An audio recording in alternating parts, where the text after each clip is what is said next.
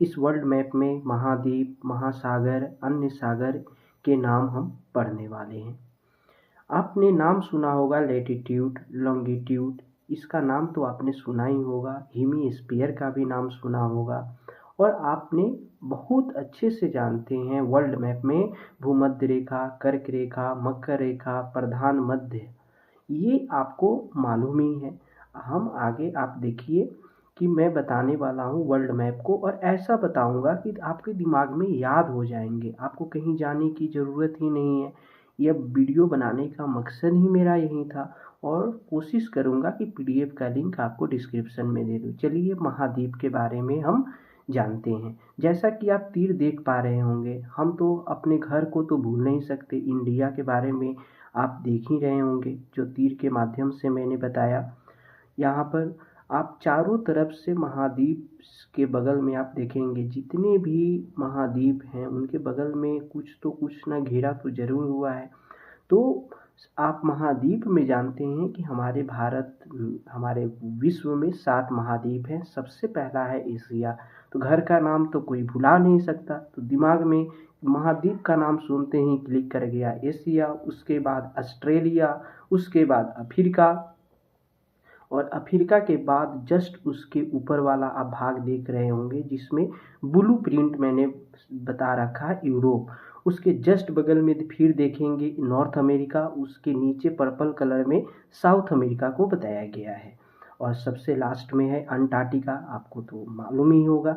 तो आशा करते हैं कि आप यह पूरे को दिमाग में सेट कर गए होंगे। अब हम कुछ बातें आपको बताना चाहते हैं। जैसा कि आप देख पा रहे होंगे, मैंने जितने भी 7 महाद्वीप हैं उनको अलग अलग कलर से मैंने आपको बताया। अब क्षेत्रफल के आधार पे आप देखिए, सबसे बड़ा है एशिया, दूसरा अफ्रीका, टिक लगा लगा कर आपको बताया जा रहा है।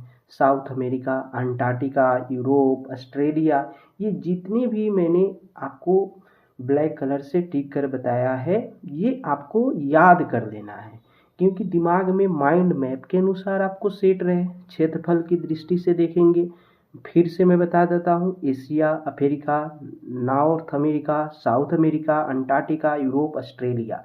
अब हम जनसंख्या अभिन्न, जैसा स्क्रीन पर देख पा रहे होंगे, अब जनसंख्या और क्षेत्रफल दोनों के हिसाब से आपको याद रखना है।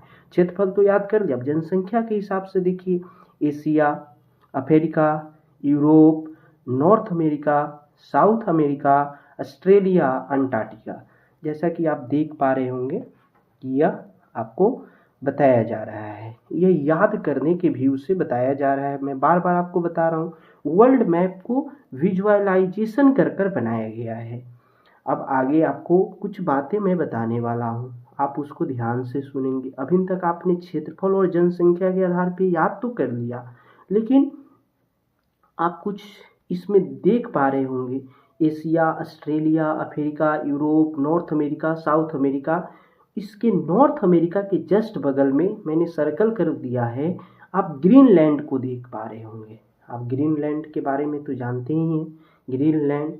और उसके बाद में यूरेशिया, यानी यूरोप और एशिया से मिलकर शब्द जो बना है, जो ब्लू लाइन से मैंने बता रखा, वो यूराल पर्वत श्रृंखला, यानी यूरोप और एशिया से मिलकर यूरेशिया बना।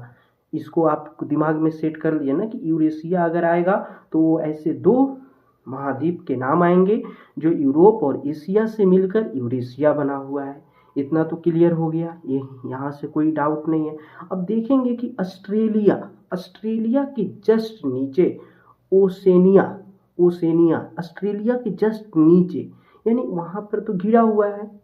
जितने भी हैं हमारे, आप आगे पढ़ेंगे कॉन्टिनेंट के महाद्वीप हैं, इनके बाद आप जो भी पढ़ेंगे ओशन के बारे में, उसमें आपको पता चलेगा।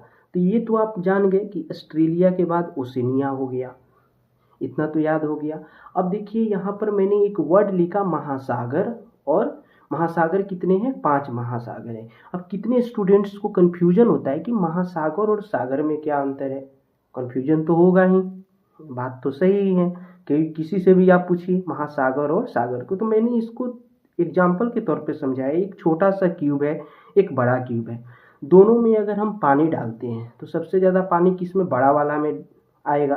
तो यानी सागर उसको कहते हैं, यानी एक जिसमें नदी का पानी, और महासागर किसको कहते हैं जिसको बहुत सारे